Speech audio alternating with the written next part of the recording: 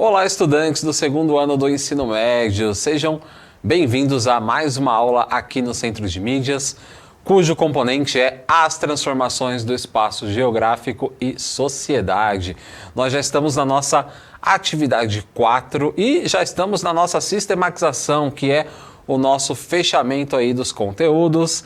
E hoje aqui na Libras eu estou com Anderson e a Rayane, que vão me ajudar. Então, basicamente, nós já desenvolvemos as nossas atividades, no nosso componente 4. Então, hoje a gente vai fazer um apanhado aí geral dos conteúdos que a gente teve e das respostas que a gente fez aí nas nossas atividades, beleza? Então, é mais uma recapitulação aí dos conteúdos que a gente viu anteriormente, tudo bem? Então, caso você perdeu alguma aula aí por algum motivo, é só... Você pode rever essa aula no repositório ou você pode também avançar aqui com a gente e recapitular aí esses conteúdos. Vamos lá para as nossas habilidades lá na tela. Nós temos duas habilidades principais. Vocês podem depois utilizar o material, pausar aí, tirar um print, baixar o material no repositório. Como o conteúdo é bem amplo, eu vou pular essa partezinha daqui. Vamos avançar um pouquinho, porque na nossa sistematização, hora de sistematizar aí os nossos conteúdos, qual que é o objetivo da aula de hoje? Na aula de hoje, vamos rever o conceito de território e entender suas dimensões no âmbito político, cultural, econômico e natural. E após isso, vamos ler as orientações da atividade 3, e responder aí também, mostrar as respostas, que nós fizemos utilizando a atividade 3 e utilizando também um jogo como exemplo, tá, pessoal? Então, vamos dar uma olhadinha aqui na nossa tela, Nós aprendemos anteriormente sobre o conceito de território, Que um território, ele é dividido em algumas etapas. Então, vocês estão vendo ali as divisões, as dimensões aí de um território, Nós temos a dimensão política, a dimensão cultural, a dimensão econômica e a dimensão natural. Quando a gente fala de política, a gente está falando de organização de pessoas, Então, envolve aí toda a série de capítulos aí da história da humanidade, onde nós temos a política, Vem lá da antiguidade, e também vai avançando, aí depois nós temos o surgimento da democracia, nós temos ditaduras, nós temos impérios, nós temos reis, enfim, tudo isso faz parte aí do âmbito político, tá? Mas não é só quando a gente fala de política e a gente está falando de organização de pessoas, é qualquer tipo de organização, tá, pessoal? Então, no trabalho você faz política, na escola você faz política, tudo bem? Na sua casa você faz política também, quando você obedece regras e cria regras. Então, tudo isso faz parte da dimensão política, tá? Vamos avançar um pouquinho. Nós temos também a nossa dimensão cultural de um território, que envolve desde o idioma, a gente pode colocar aqui também, não só a questão do idioma, mas também as festas, a alimentação, o vestuário. Tudo isso está relacionado aí às questões da dimensão cultural, tá? Então, todo o território vai ter a sua dimensão cultural. E depois nós temos a questão econômica, a dimensão econômica. Exportação, importação, comércio, vendas, lucro, trabalho, renda, salário, tudo isso está relacionado aí à dimensão econômica de um território. E por fim nós temos a dimensão natural, que está relacionada aí à estrutura geológica de um território, Por exemplo, cadeias de montanhas, rios, lagos, bacias hidrográficas, enfim. Basicamente é isso de maneira bem resumida, tá? Bem, quando a gente fala de ordenamento territorial, aí a gente está falando de quem é que cuida de um território, Como é que você vai separar aí os setores para você cuidar, Então a gente comentou nas nossas aulas de 3 divisões principais territoriais, que é os planos de bacia hidrográfica, que cuidam, das bacias hidrográficas do Brasil, Pode cuidar das bacias hidrográficas de qualquer país, mas aqui a gente está falando especificamente do nosso território. Então, a gente falou sobre os planos que cuidam das bacias hidrográficas brasileiras, depois nós falamos sobre os planos municipais de conservação da Mata Atlântica. Então, a gente viu, como a Mata Atlântica ela foi degradada aí ao longo do tempo, e a gente vê que existem planos municipais que têm apoio do governo do estado e do governo federal para preservar aí o restinho que sobrou da Mata Atlântica, tá? Então, esses aí são os planos municipais de conservação e recuperação da Mata Atlântica. E por fim, a gente falou sobre os planos de manejo de unidades de conservação, tá? Então, como é que a gente conserva esses territórios, tá? Então, a gente falou sobre duas formas, né, bem específicas, né? Uma delas é você não mexer naquele território, você fecha aquele espaço e você não pode mexer. E o outro modo que era você utilizar esse território, mas de maneira que não cause um desequilíbrio no meio ambiente, tá? Então tudo isso faz parte aí dos planos de manejo das unidades de conservação. Vamos avançar mais um pouquinho lá na nossa tela. Hora da nossa atividade. Então, qual foi aí a atividade que os estudantes, né, deveriam responder, né, deveriam fazer? Na atividade 3, vocês realizaram uma pesquisa sobre um local e estudaram suas características, como contexto socioeconômico, contemplaram aí os dados demográficos, históricos de ocupação e existência de patrimônios culturais materiais e imateriais. Agora é hora de pensar diferente. Então, o que vocês deveriam fazer? Criar um plano diretor para melhorar as condições desse local escolhido. Então, na atividade 3, vocês escolheram um local para trabalhar, né? Para pesquisar sobre a sua história, histórico de ocupação, como esse local se desenvolveu, quais são os pontos fortes e fracos desse local. E agora você poderia, né, pegar esse local e fazer agora um plano diretor, que é o quê? Você buscar as melhorias que você deveria fazer nesse território. Então, no plano diretor, você vai anotar, né? Olha, eu melhoraria, né, esse setor, melhoraria a questão do transporte, da saúde, da educação. Aqui nesse bairro que eu escolhi, eu melhoraria essa infraestrutura específica que está em defasagem. Então, basicamente, servia para isso, tá? Você pegava a atividade 3 e você montava aí uma forma de melhorar, né, essa região escolhida. Porém, você também poderia, em vez de usar a atividade 3, criar uma própria região. Ou até mesmo fazer um jogo, tá? Então, você poderia jogar um jogo, né? Que eu comentei com vocês, que no material de vocês cita para vocês jogarem um jogo chamado SimCity, né? Que é para celular, que fala sobre o gerenciamento de cidades, né? Então, no joguinho de celular, você vai controlar, né? Vai criar uma cidade, tá? E vai ter que solucionar todos os problemas que acontecem nela. E eu também recomendei outro jogo para vocês, né? Que era um chamado Frostpunk, né? Que é para você controlar uma cidade no apocalipse de gelo. É bem interessante também, tá? Então, você poderia utilizar a atividade 3 para fazer essa atividade 4, e você também poderia jogar algum jogo sobre gerenciamento de cidades, né? E relatar aí o que aconteceu na cidade do jogo que você jogou, né?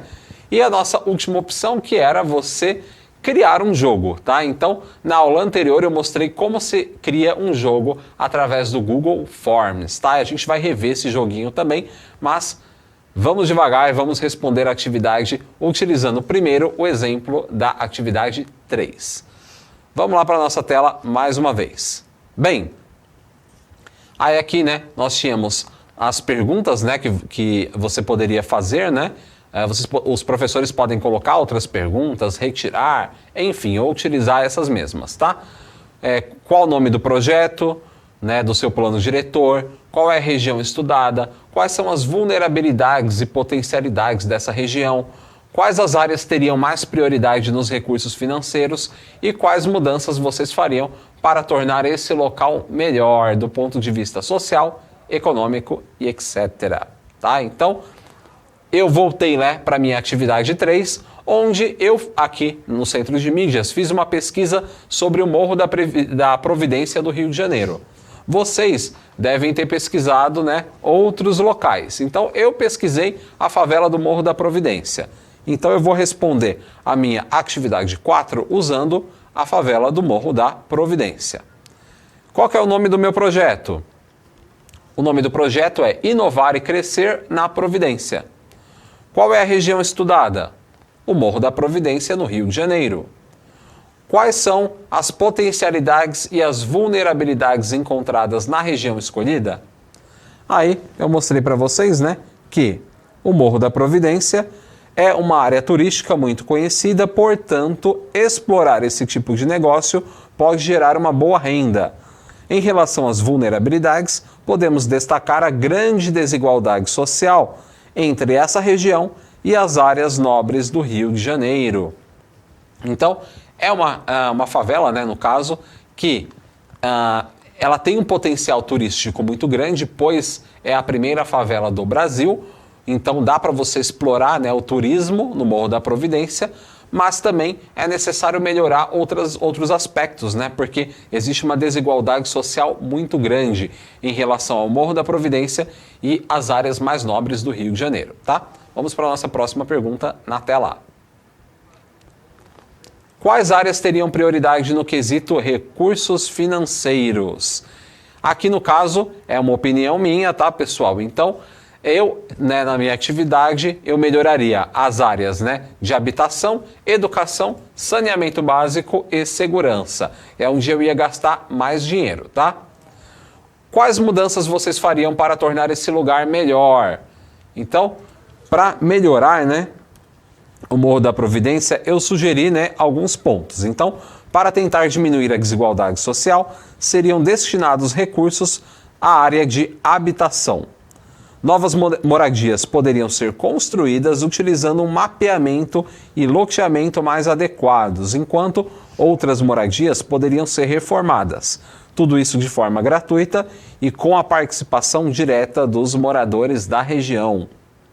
E também, né, depois de melhorar e adequar os imóveis, poderíamos aproveitar os novos espaços disponíveis para a construção de praças, áreas de lazer e postos de saúde e segurança. A melhora aí, né, da infraestrutura da região, consequentemente, trará um melhor saneamento básico. E, por fim, poderíamos fazer parcerias com os projetos já existentes no Morro da Providência, que visam trazer educação e inclusão à população. O foco da mudança não seria tirar os moradores do Morro da Providência, mas sim trazer melhores condições de infraestrutura, saúde, educação e segurança. Tudo isso priorizando a participação direta dos moradores nas tomadas de decisão. Então é um projeto que eu desenvolvi, né, um exemplo de resposta que eu desenvolvi, onde eu melhoraria, né, essa questão da infraestrutura, saúde, educação, segurança e moradia, e tudo isso com a participação direta dos moradores, tá? Porque muitas vezes os governos, eles têm ideias até que interessantes, porém eles não chamam os moradores para participarem, para ver a opinião. Então eles acabam tomando medidas que acabam desagradando as populações, beleza? Então seria uma parceria aí direta com a população. Vamos avançar.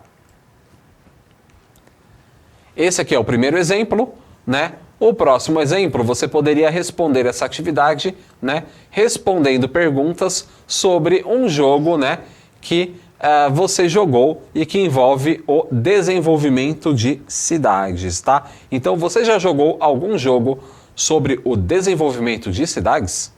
Então, se você jogou algum game, né, relacionado a isso, o que você deveria responder, né? Então você colocaria o nome do jogo e a plataforma, né, desse jogo, né? Se é um jogo para PC, para celular, para videogame. Quais são as vulnerabilidades e as potencialidades da cidade do jogo? Então no meu joguinho lá do Apocalipse Gelado, a minha cidade ela tinha uma fraqueza, né? Que era o aquecimento. Eu tinha que manter a cidade aquecida o tempo inteiro. E isso dava muito gasto. Então era a vulnerabilidade da minha cidade. Próxima pergunta.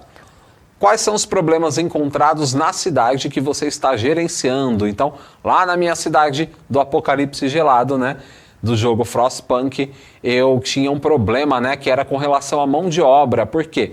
Por conta do frio intenso, as pessoas ficavam doentes e não podiam trabalhar. Então, era um grande problema que eu enfrentava aí no meu jogo. Próxima pergunta. Quais são os setores que você mais gastou recursos no jogo?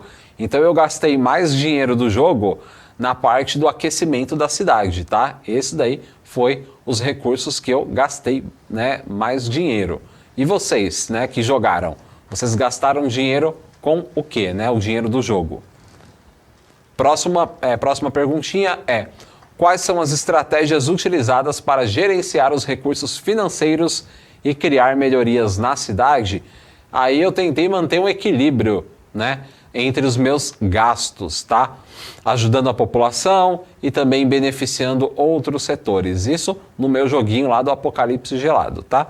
Mas vocês escolheram outros jogos ou jogaram o jogo SimCity, né, para celular, então vocês vão, né, perceber, né, que existem estratégias diferentes para cada jogo. Bem, para saber mais, né, então eu deixei uns links aqui disponíveis para vocês, vocês podem clicar e aprender um pouquinho mais sobre esses games. O primeiro deles é o SimCity Building, né, e depois ali embaixo tem o trailer oficial do jogo, que é recomendado no mapa de vocês, e o jogo que eu joguei e recomendo para vocês também, que é o Frostpunk, né, que também tem um trailer dele ali embaixo, tá? Bem interessantes esses games sobre gerenciamento de cidades. Bem, e se você criar um jogo, né? Que perguntas você pode responder, né? Então, aqui, né, eu criei um jogo na aula passada utilizando o Google Forms. Então, o nome do meu jogo é Se Essa Cidade Fosse Minha. Qual que é a história do game? O jogador assume, né, o papel de um prefeito ou prefeita, né, do Rio de Janeiro entre o final do século XIX e o início do século XX. Ele ou ela tem o papel de gerenciar os problemas da cidade e tomar as decisões mais equilibradas para trazer um crescimento sustentável. Próxima perguntinha. Quais são os problemas encontrados na cidade e que os jogadores deverão enfrentar? A cidade terá problemas diversos, né? Com desafios nas áreas de infraestrutura, saúde, educação e segurança. Os problemas estão ligados às mudanças ocorridas durante as políticas higienistas do final do século XIX e começo do século XX. Próxima perguntinha. Como serão as regras do jogo? Exemplo, como é que é o sistema de pontuação? Então, no meu jogo, que é um formulário, o jogador poderá, né, deverá responder perguntas sobre o gerenciamento da cidade do Rio de Janeiro pelo Google Forms. As perguntas estão relacionadas ao conteúdo da atividade 3.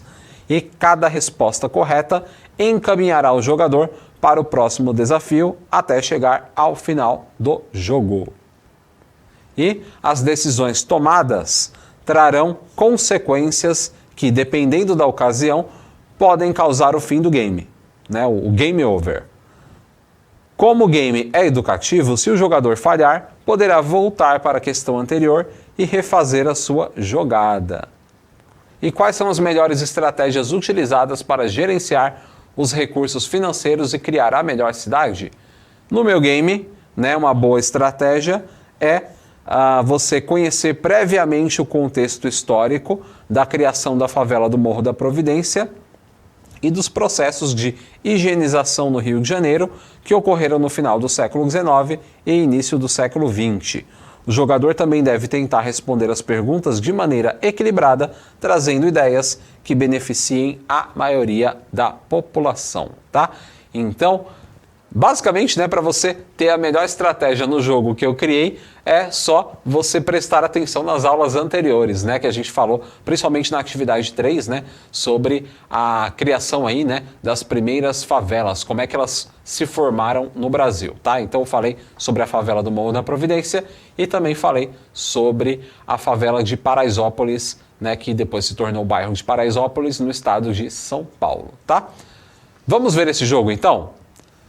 Agora é hora de testar o game. Eu vou pedir para o pessoal da produção espelhar, né, o nosso formulário aqui na tela. Eu vou abrir aqui para vocês. Vou aumentar também a minha tela, porque eu acho que está um pouquinho pequenininha.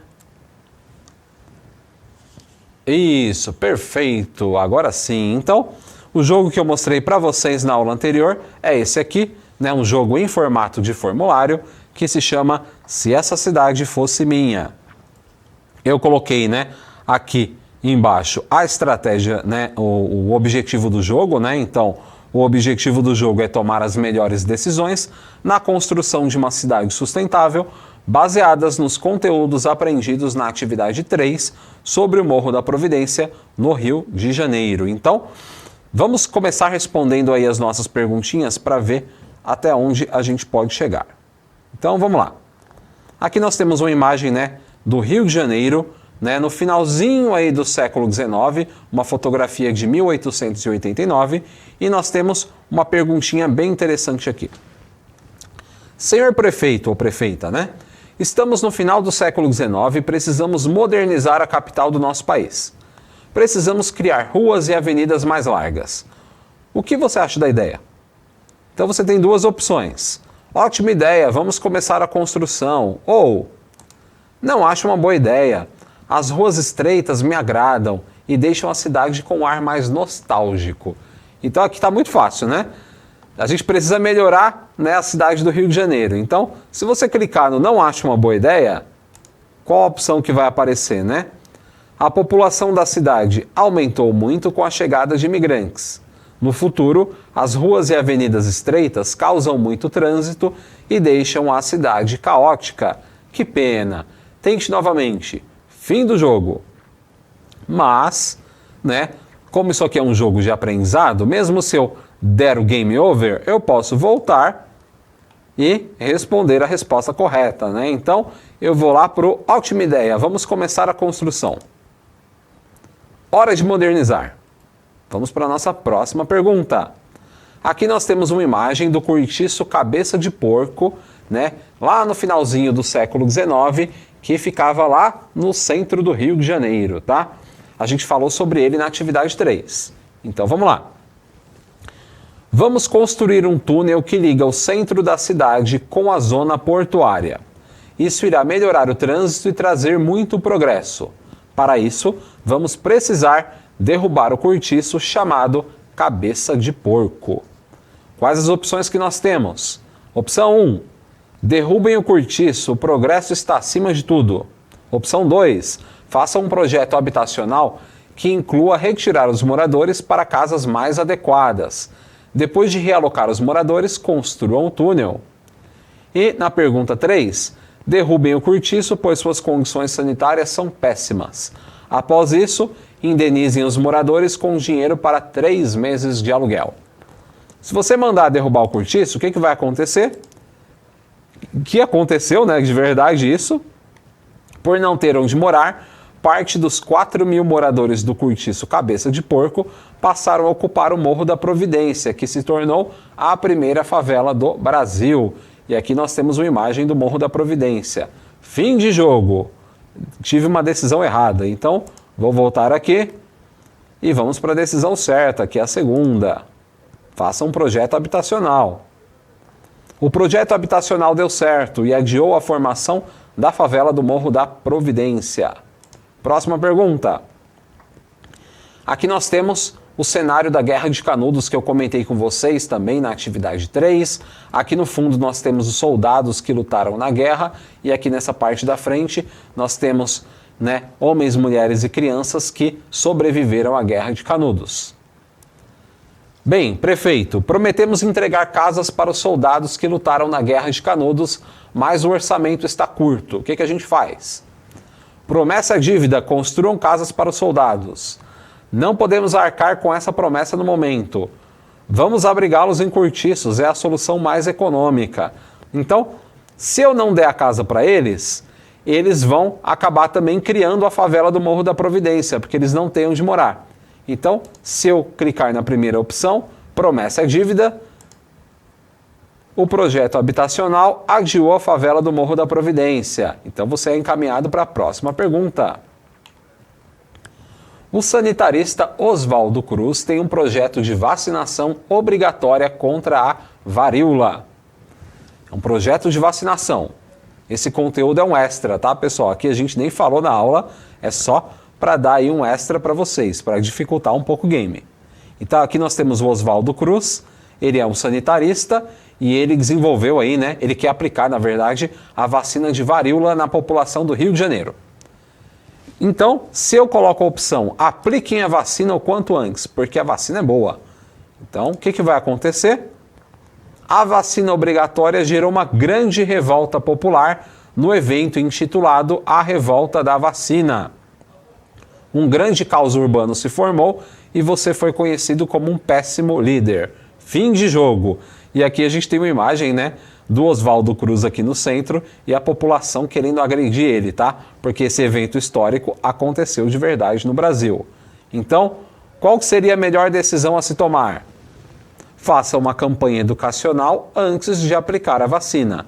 Se eu não aplicasse a vacina, o que ia acontecer? Vamos dar uma olhadinha aqui.